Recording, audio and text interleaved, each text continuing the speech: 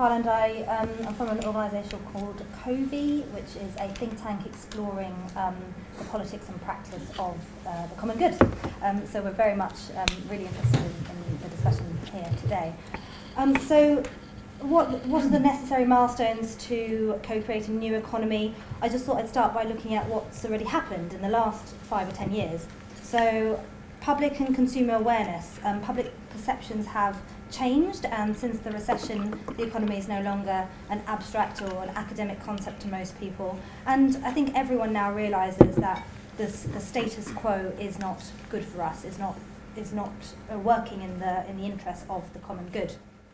We've got ongoing analysis and critique of the finance sector and why it has and how it has become so detached from ordinary business and everyday life.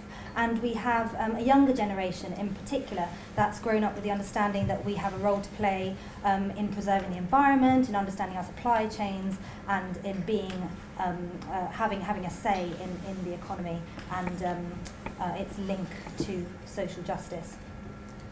What else has happened? Businesses have moved beyond CSR. So 10 years ago, corporate social responsibility was the sort of the big term of the day, and I think that is now evolving so that it's no longer an add-on, but businesses now see ethics and responsibility as part of their core function in society.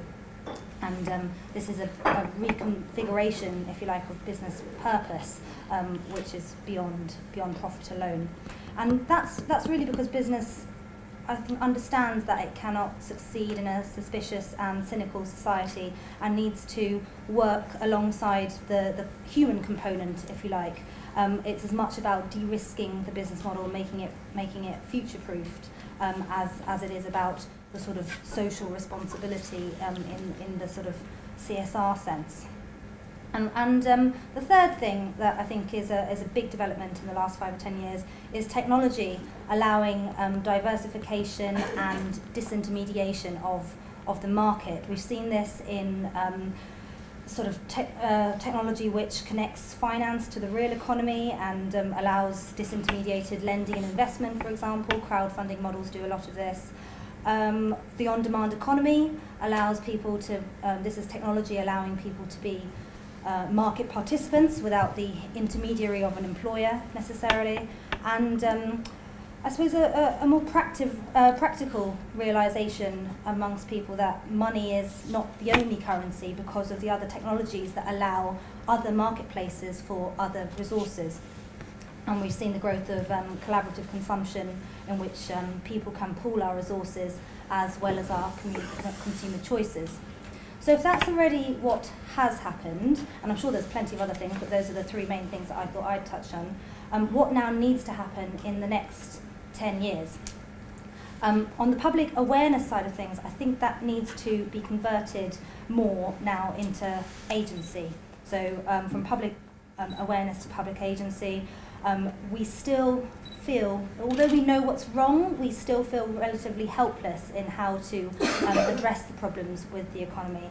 And so I think there's much more work needed in how we collectively can take control over our economic destinies, not just through our consumption behaviours, but sort of a more widespread understanding of what it means to be an economic citizen and how we can be the change we want to see.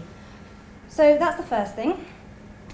The second thing sort of relates to my comments about businesses moving beyond CSR. We now, because of that, have an economy that places a premium on relationships, but we need to make sure in the next 10 years that that is converted to a premium on people.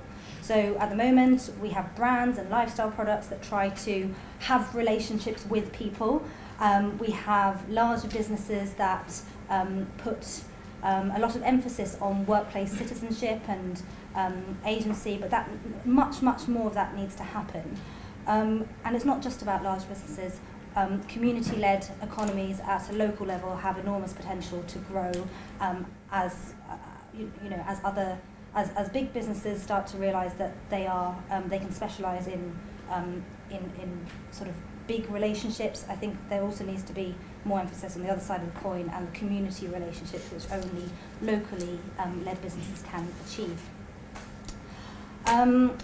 And I think as part of that sort of re-emphasis on the human side of things, we also need to recalibrate the idea of status in our economy. So carers, teachers, health professionals, those in charge of the human side of things will need to sort of become more recognised and have more status in society. In the age of the robot, with sort of increasing automation, those are the jobs which need to be recognised as the ones which hold the premium. And then thirdly, technology does allow many, many opportunities and many, many things, but it also is a huge risk in the next 10 years. So the internet is one of our biggest monopolies, and this isn't even about capitalism. It takes us back to a feudalist system whereby you have information barons who hold all of the data, and then the rest of us who just are digital tenants in sort of the Google age. And this is data serfdom, if you like. Google's not a free product. We are the product, and collaborative consumption is not the same as the sharing economy, no matter how progressive it is. You know, Uber's not the sharing economy. It's a transaction. We are still paying people for a service, and so we have to be very wary of this rentier model whereby other people are making money from our assets. So remembering that money isn't the only currency, and we recognise that now, but we need to realise when we are using other currencies, and we need to be aware of the assets which we are giving away for free. And that, I think, is going to be one of the biggest challenges of the next 10 years. So technological advances are great in many ways, but they must include co-ownership in the future of the platforms themselves, at the very least, of co-ownership of our contribution that we're making to those platforms. So I think all of this requires a new kind of economic literacy. It means that people sort of should be developing a better understanding of the meaning and purpose of money as it exists within the economy, and in many ways that's a tool which allows exchange between people and making those sort of connections, but also understanding our assets and our currency in the digital world beyond money itself, and applying a better understanding in the digital age. And that's all very high level. I don't necessarily know how we're going to get there. Maybe that's the purpose of today. But I think having a better kind of economic literacy will help us sort of exercise that resilience in future. A lot of commentators point towards another financial crash, and in order to survive that and really develop the economy that we want to see, I think we just need to be a bit cleverer about our understanding of the economy and how we relate to it.